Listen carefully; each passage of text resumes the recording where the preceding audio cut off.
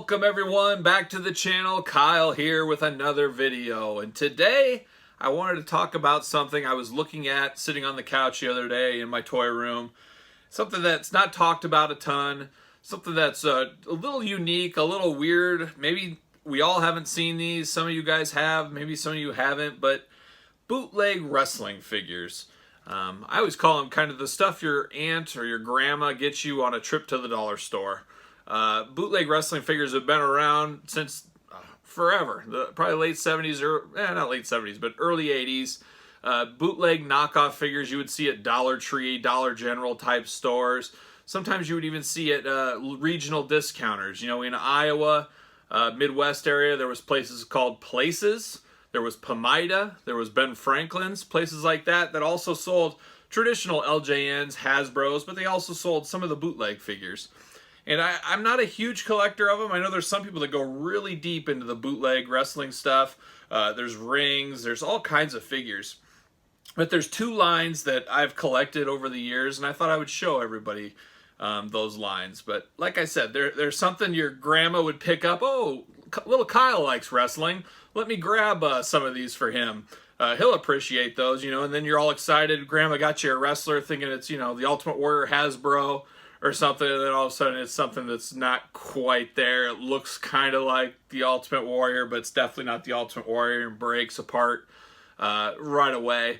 But today we're going to talk about two lines of bootleg wrestling figures.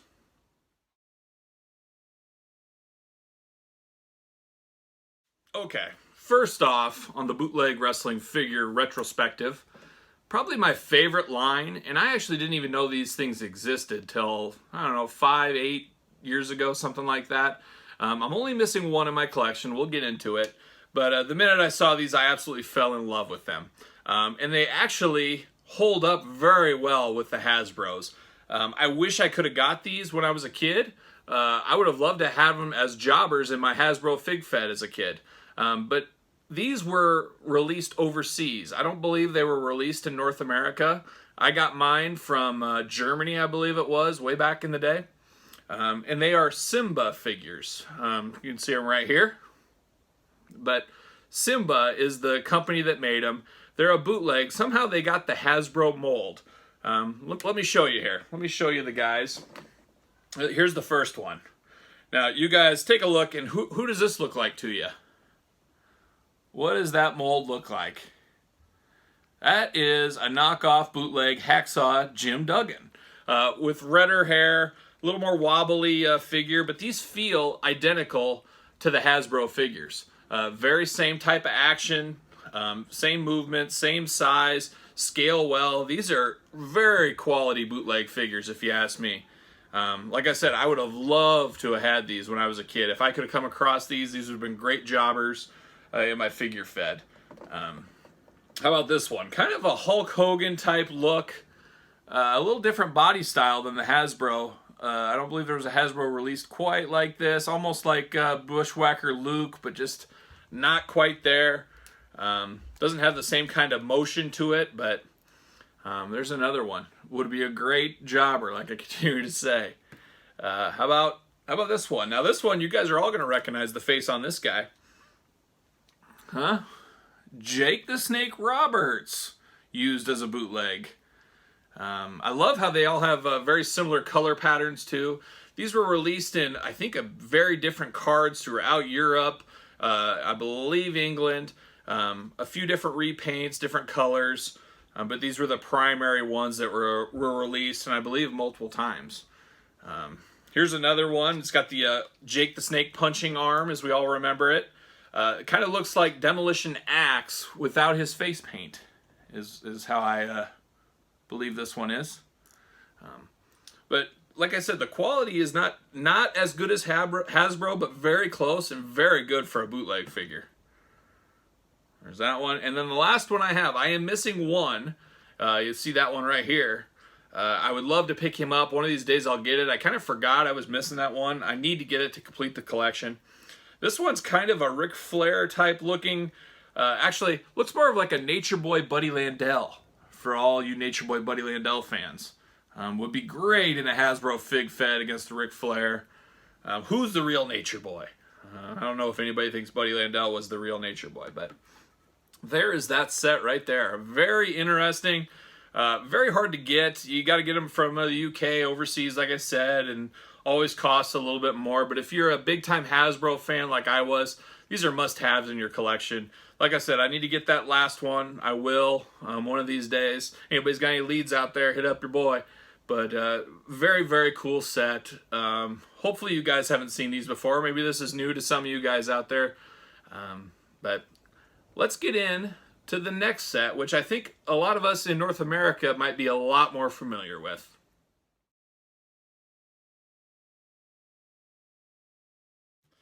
All right, next up in the bootleg figure lineup is Mannix.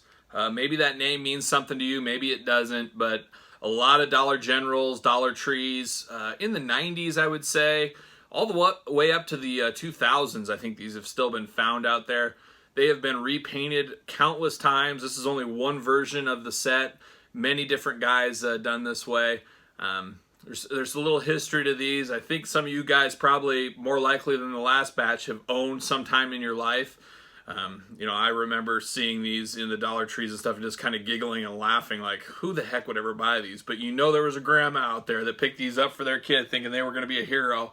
And then, you know, the disappointment sets in. You never want to disappoint grandma and say you weren't happy to get it, but here we go. Let's jump into this Mannix line. We'll go one by one like we did with the Simbas. I guarantee you're going to recognize a few of these guys. And we'll start off with a heavy hitter. Who's this guy remind you of? Yep. Hulk Hogan. Kind of a cross between red and yellow Hulk Hogan and then bootleg NWO Hogan crossed together with a crazy biker jail tattoo. Just definitely an interesting figure. These were just a tad bigger than the Hasbros. Didn't have any kind of action to them. But this one definitely, obviously, is supposed to be a Hulk Hogan knockoff there. How about this guy? Who's this look like to you? If you can see him here. I believe that is Mr. Lex Luger. The old Lex Express. Looks like a little older Lex Luger. You could almost think it looks like an old Robert Gibson from the Rock and Roll Express. If you can catch the face there. A little hard with the light and him being all white. These were a little heavier figures. Not super great quality, but they do have arms and legs, or the arms move and the waist moves and the head moves, and that's it. Legs don't move. They're in place. Not as cool as the last set of figures, like I said before, but looks just like Lex Luger on that one. How about this one? I think we'll all recognize this one. Our favorite here, Shawn Michaels. You know, tights. Kind of a rockers / Bill Goldberg tattoo mix up. Like I said, I've seen this one with zebra stripe pants, I think black pants, and this is the blue with a little bit of yellow in it. Looks an awful lot like Shawn Michaels, as you can all tell. And here's one. Atom Bomb is what I always thought when I saw this guy. Purple.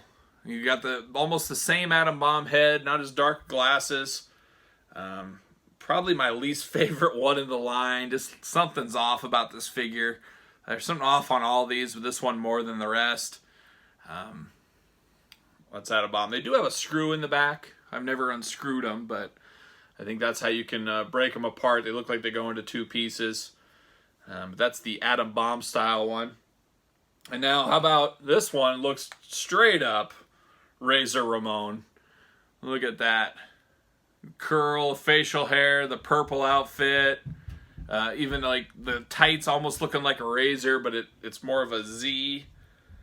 You can see on the boot, hopefully there, a little made in China sticker. No surprise there. Most dollar stuff is made in China. You know what's crazy? You ever see those dollar store batteries? They look like Duracell, but maybe it's a Duracell with one L at the end. A total knockoff bootleg stuff. It's amazing some of the stuff that gets in there. It's totally against the law, but I guess people just don't dig into it too much. I don't know. And then finally, we got one more. Now, this one was very famous back in the day because a lot of people thought, you know, we all were missing one in our Hasbro collection. Towards the end, we thought would be a great figure, and that is Big Daddy Cool Diesel. We all wanted that Diesel to go with Michaels. We always felt that, hey, the next series that was going to come after the green cards, a lot of people thought a Diesel would be in there. It never happened. However, this figure came out, and people thought for sure, hey, this is Diesel. This was the unused Hasbro head sculpt. Some bootleg factory bootlegged it and got it. A lot of people thought that for a long time. There's probably people that still do think that. Since then, we got a retro Diesel that fits in great with the Hasbros. Happy we finally got that, but a lot of people thought this one, hey, here's Diesel. This is the unused Hasbro that never came out. Not quite the case, but very, very good. And I'm sure there were some people that made customs, popping this head off, putting it on a normal Hasbro body to make a Diesel. I'm sure there's some out there.